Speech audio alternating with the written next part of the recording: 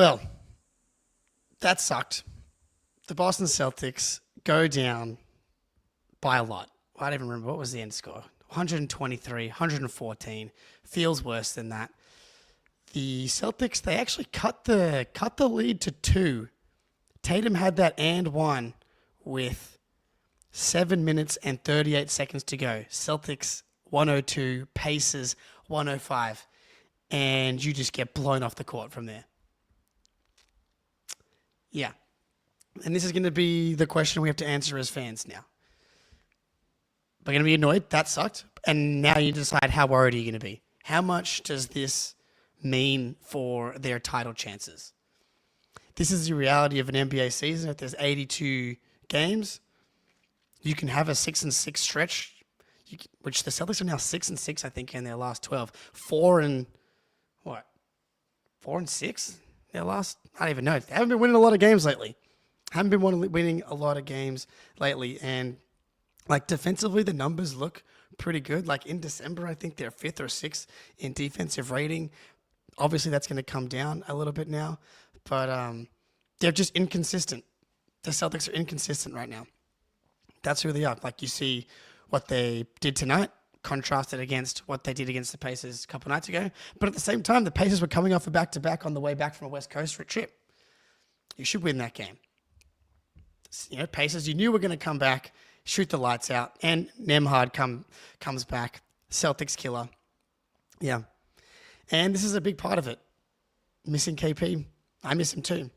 And I've got some war crime trades that I cooked up on Twitter that a lot of people didn't like, which is totally fair. But it'd be really nice if we have $60 million sitting in street clothes right now. And you can get away with that at nights at a time. You add Drew Holiday not being there, Kristaps Porzingis not being there, to Sam Hauser not being the same guy. It was nice to see Hauser hit a couple of threes early, for sure. But defensively, he really struggled tonight on the perimeter. So did Pritchard. I thought Derek got beaten a bunch at the perimeter. Didn't make the defensive plays that we used to see him make at the rim. There were moments where I thought that they were stringing it together and we were going to be able to pull this thing out. The Celtics have done this plenty of times where they don't play really good defense and they tighten the screws for about 6 minutes and they steal the game. Al got cooked a couple of times. The defense just hasn't been good enough. And yeah, and we don't know the Hauser back situation. It's really frustrating that we just don't have an answer on what or why it's happening, because he's a big part of this team, and his defense was a big part of why we were all so excited about him coming out of the NBA Finals, where he's able to switch onto Luka, able to switch onto Kyrie, and tonight he can't stay in front of anybody. And that was kind of across the board. Yeah, communications all night long on switches, people getting pinned on deep position, easy buckets, like the Pacers. Points in the paint. The Pacers are a points in the paint team, but 66 points in the paint to the Celtics 48 points, and that. I think the defense is probably going to be the story right now, and it's hard to balance, because on one hand I don't want them going balls to the walls all season long. They're going to need to take their foot off the gas in order to have what they need for the playoffs and to repeat.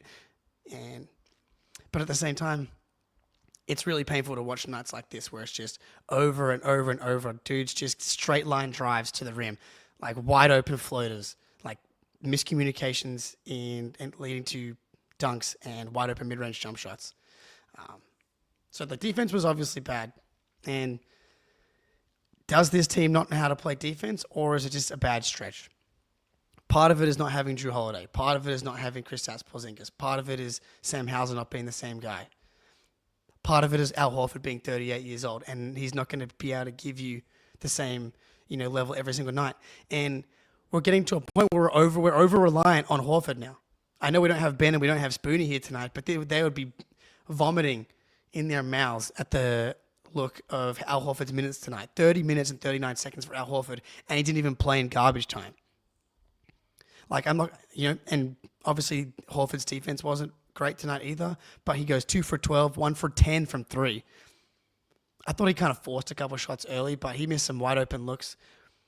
Like, not only did they not play defense, but offensively they completely collapsed late. And part of it was missed shots, but it kind of felt like they let go of the rope, and the offense suffered as a result of that. Al defensively was good in the playoffs. You know, Al shot the shit out of the ball throughout the playoffs as well. Multiple games where he hit 7+ threes. The reality is your role players are going to be more inconsistent. The superpower of this team is that they were legitimately a superpower.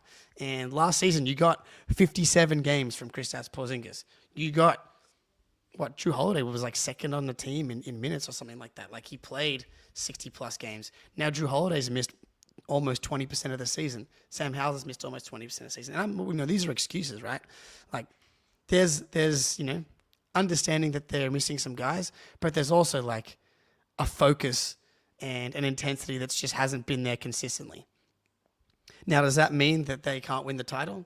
Does that mean this is a sign of a deeper, more problematic problem, a structural, foundational issue that is going to come back to haunt them in the playoffs? Like, I find that hard to believe because I think on the season they're like 7th in defense.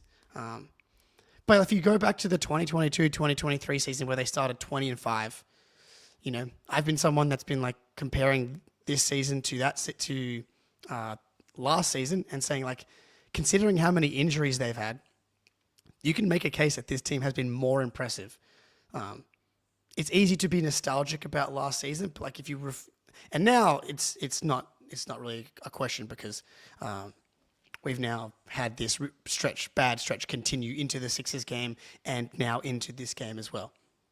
But there were stretches last season where they had 4 different 2-game losing streaks, so that team wasn't perfect either.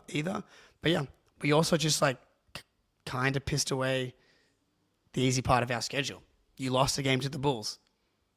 You lost a game to the Pacers. Who, like, the Pacers have been better as of late, no question. And we know better than anyone. Like, I know we swept them in the conference finals, but dude, we know they can turn it on. And the Celtics felt like they were flipping it to where it was looking like Game 3 or Game 4 of the Eastern Conference Finals. They'd been kind of down most of the game, and they were like, nah, we're the better team. Jason Tatum, Jaylen Brown, we're going to take this thing home. And not the case tonight. But Drew Holiday was a big part of those turnarounds in the conference finals, and he hasn't been there. And like, I know Drew Holiday hasn't been as good as he was last year, but he's still been like pretty solid. Like, he's still giving you 12 points a game, 4 rebounds, 4 assists, and if you were going to rank who's been best defensively this year, I think Drew Holiday and Jason Tatum have a case for the first and best defender on the team, and that's down from their play last year. But, you don't have that guy. And what's his true shooting on the season? 12 points a game on 57% true shooting. You miss him? Yeah. And these are excuses? Sure. I mean, there are reasons for teams not playing as well as last year. I think if that's what we're trying to do, right? Like, if you want to compare this team to last year's team, then you have to make these comparisons. Like, Drew Holiday now has missed 6 out of 31 games. Last year he played 69 games. Nice. At 32 minutes, 33 minutes a game. Just haven't had that guy this year. And that's going to hurt when Hauser's not the same. It's so frustrating, man. Like, because you know how good this team can be defensively. And we've sung the praises of Peyton Pritchard's defense. We've been talking about how good Derek White is defensively since the second he got to Boston. And he's had a disappointing defensive season for sure.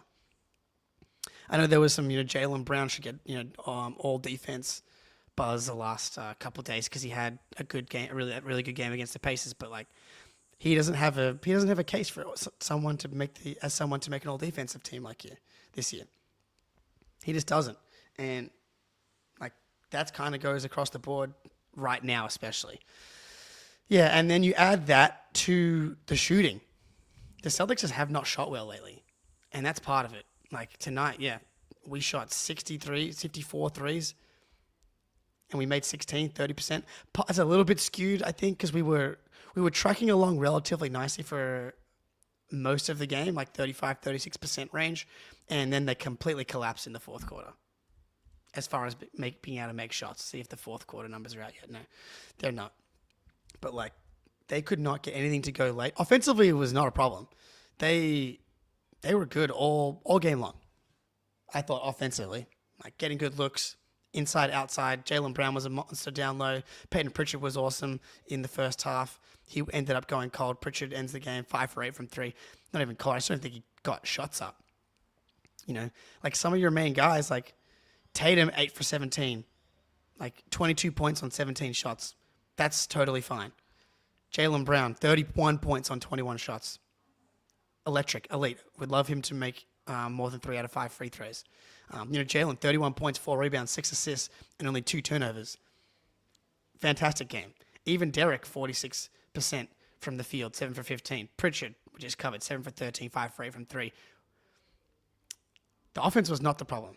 The offense was fell apart late. The offense fell apart late. There's no doubt about that. But this is what you lose your margin for error when you don't get stops. And yeah, and if this is how you feel right now, why are we losing at home to sub 500 teams? Fair. It's frustrating right now. And there is no excuse for yes, you can lose games, and we're going to find out.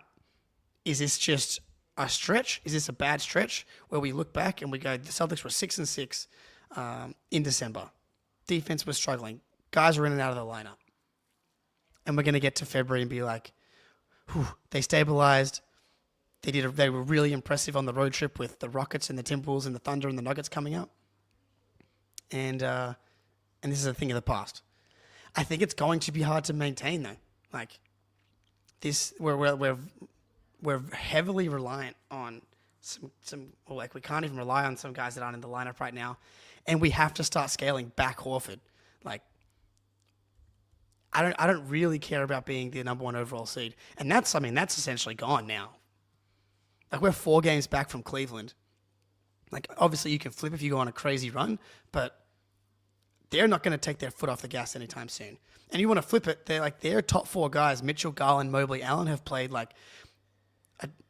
all of them have averaged 25, 26 games, 27 games each. And so they've had the benefit of good health. That is just a part of the NBA. Going back to the Sacramento Kings where they won, they were the 3 seed. They were the healthiest team in the league last year, that year. And since then they've kind of had more normal injury luck and some other things as well. But that's a big part of it. We need to find Horford Jr. The search for Horford Jr. will continue to go on, but it is going to be a fruitless endeavor. There is only one Al Horford, sadly. It was hopefully going to be a mix of Tillman and JT a little bit. Cavs are looking like us this year. That's fair. Yeah, man. I'm not sure. I can trust them at the highest level with 2 big men that aren't legit shooters, plus some softer, wing defenders. But there's nothing you can say about those guys right now, other than they're a title contender. They're on pace for 60+ wins, 65 wins. Again, Al can't go 1 for 9. The offense was not the problem tonight. Sometimes you just miss shots. I thought most of the shots that he took tonight were fine. I'm just not going to get mad at Al Horford. He's not the problem. He's given us so much, and we're going to continue to rely on him. I don't worry about Al Horford, and I'm not going to go too hard on Al Horford. Obviously, you want him to go better than 2 for 12. Brutal. It's not what you want.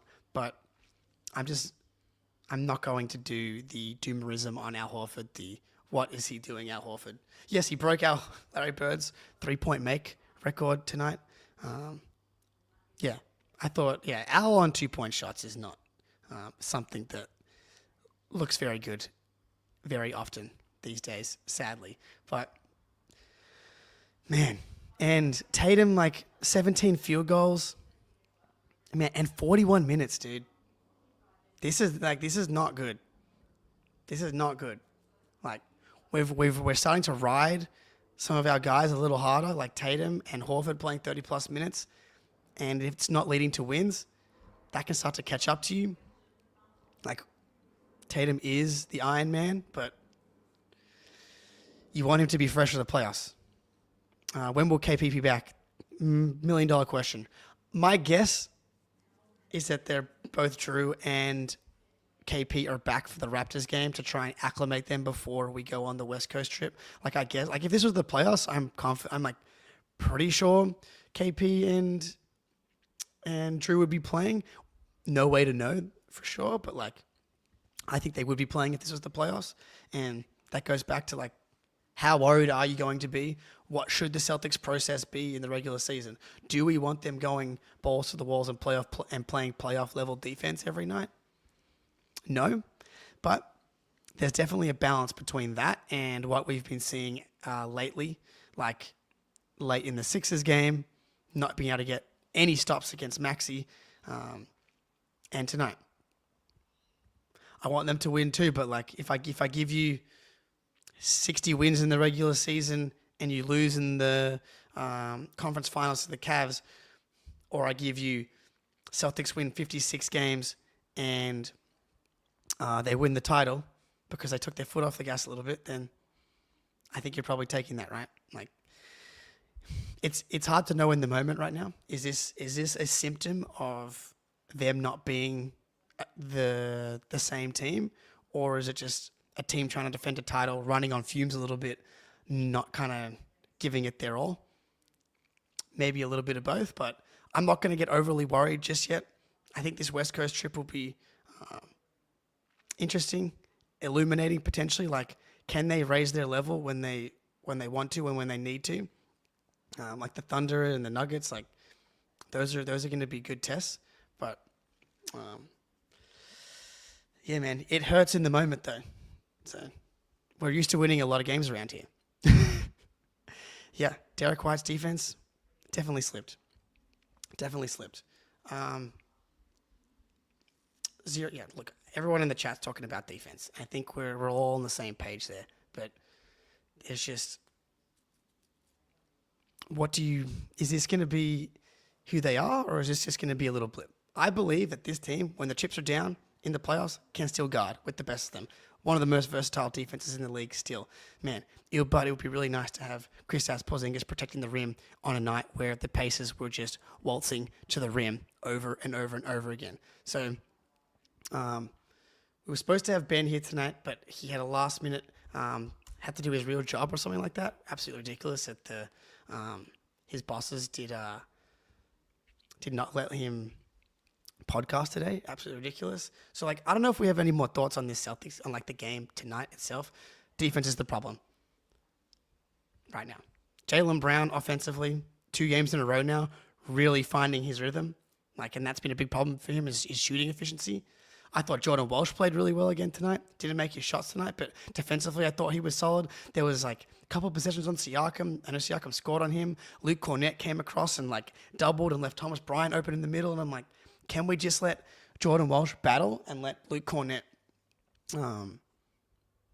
let Jordan Walsh play straight up, and let's just try and get stops that way. Like, and that just was, not playing defense on a string is how I would describe how they played defense tonight. Like, yes, the defensive intensity was low, but also just miscommunications all over the place.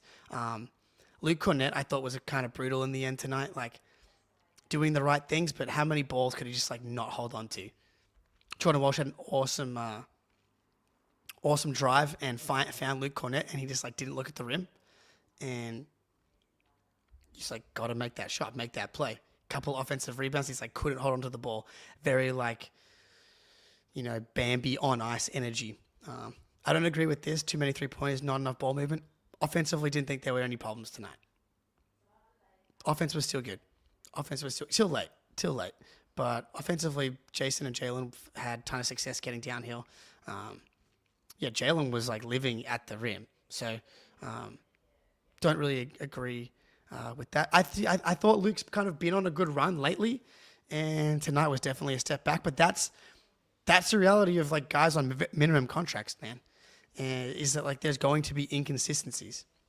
And the difference between this year and last year is that like you can survive inconsistencies from Luke Cornett or Peyton Pritchard or Sam Hauser because you have Drew Holiday playing 70 games, shooting 48% from three and 60% from the corners. You can survive it because Kristaps Porzingis is playing 57 games. So, KP played, what's 57 divided by 82? He played 69.5% of the games last year. Nice. Right now, he's played 11 out of 32 games. He's played 34% of the games. That's just like, you've got $30 million sitting on the bench that's like barely played this year. And of those 11 games, he's left 3 of them with an injury. So we had a couple of things planned. So post-game reactions, sadness, pain. Couldn't just give us 2 wins in a row, could you, Celtics? And now the question is, do we need to make a Porzingis trade? Do we, it's really hard because we talked about it with Spoonie yesterday. It's like, right now you're just getting 0 from that position. And there's no way to know how likely it is for him to play in the playoffs. And so it's like, do you make some sort of trade that is a clear talent downgrade to make sure you actually have someone that can play? It's more likely that it happens in the offseason. There's going to be more teams you can trade with, more flexibility, and like you probably just roll the dice because if we get lucky and that happens to be his healthiest stretch of the past year, then the Celtics probably win the title. And like just that fact alone, that when he's healthy, completely breaks the game for the Celtics, is a complete cheat code. That's why you just you probably don't roll the dice. Like of the trades that we'll wait till we do a pod with Ben and or Spoonie to really go back and forth on all the different disgusting trades I cooked up. But, we talked about Claxton on the podcast the other day. There's, John Collins is an option. Gross. Jakob Poeltl and some stuff. He's solid. Vucevic, Torrey Craig. That's kind of gross.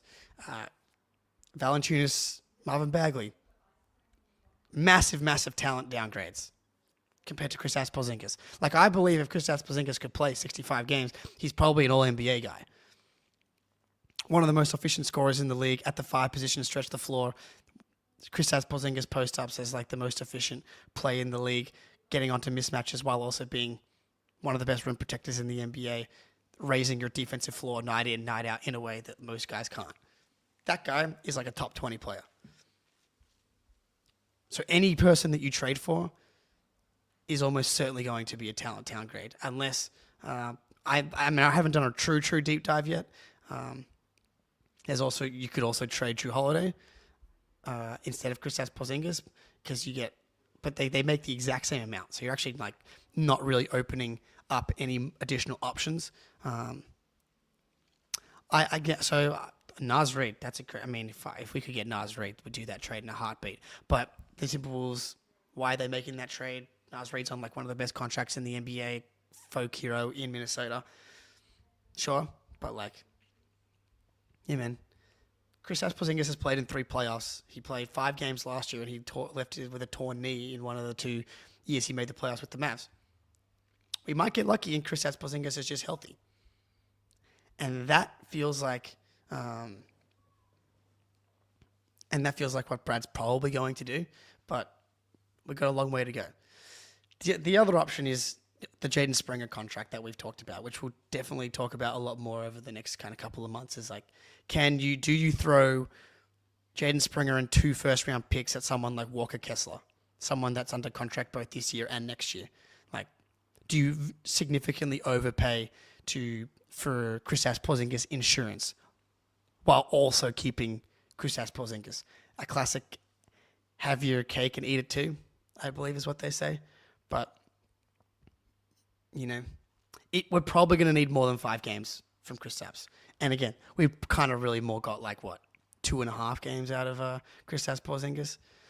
Mate, more turnovers than Aussie Bakery. Unbelievable. Oh man, the Peyton Pritchard turnovers tonight.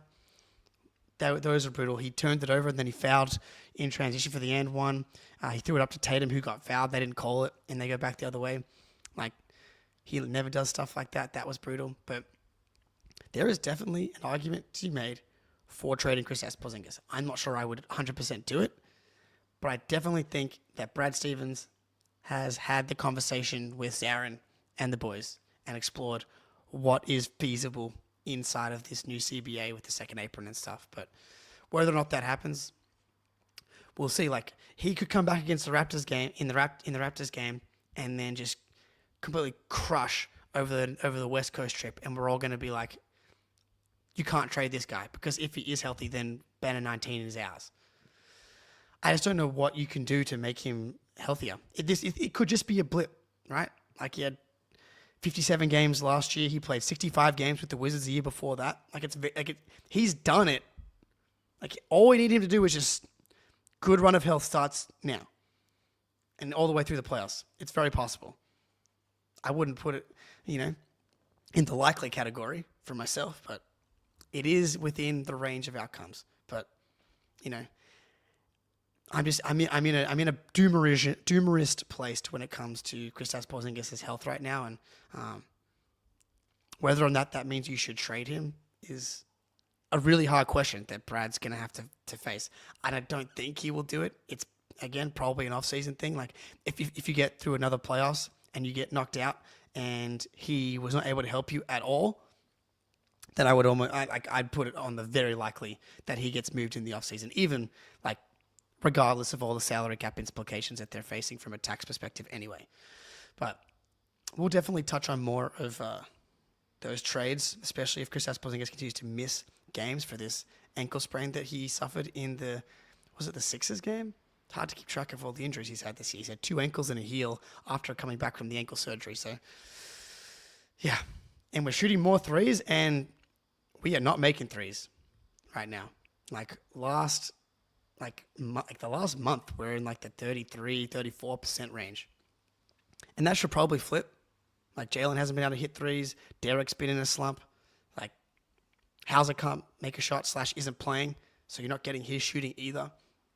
So they'll probably start to shoot better at some point as well, which will help. But I think we can all agree that defensively is where our concerns mainly lie. I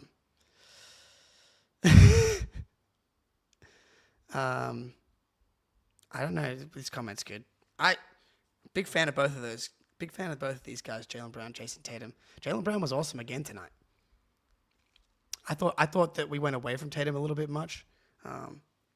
41 minutes and only 17 field goals is low.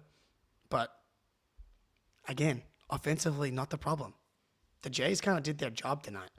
You combined for 53 points on 38 shots. You live with that. But it is what it is, sadly. We will regroup, day off, and then back for the Raptors game. So hopefully between now and then, is that one? I'm guessing that one's at home, considering they go on their road trip after that. But it'd be nice if we could start defending TD Garden as well, because we are getting smoked at home now. We are now 12-5 at home. That's is that updated?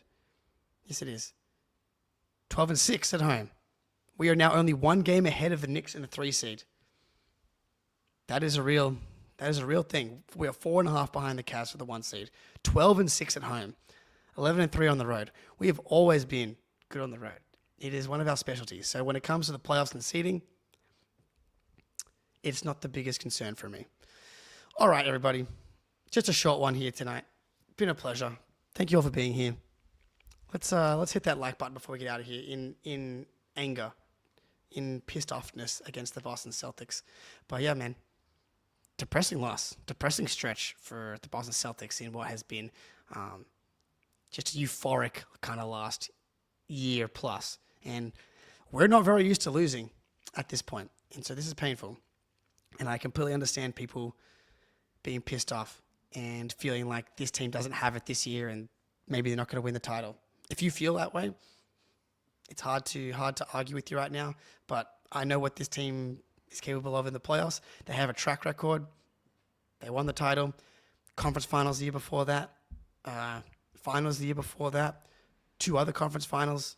Like, they have the playoff pedigree where I'm not going to worry until we get to the playoffs. Like, they get the benefit of the doubt in a way that a title contender that has not even won a title or been to the conference finals or been to the finals multiple times. But appreciate you guys. Odd one, yes. Cry yourself to sleep tonight. But don't drink yourself to sleep tonight. Just take some magnesium, do some stretching, get to bed, and today will be another day. Happy New Year's, I guess, for a lot of people. It's New Year's Eve here in Australia. So make sure you're drinking a lot of water over the next couple of days. It could be a big couple of days for some people. But, and of course, fuck the Sixers from Aussie Feel. Alrighty, boys and girls. Been a pleasure. Till next time. Go Seas.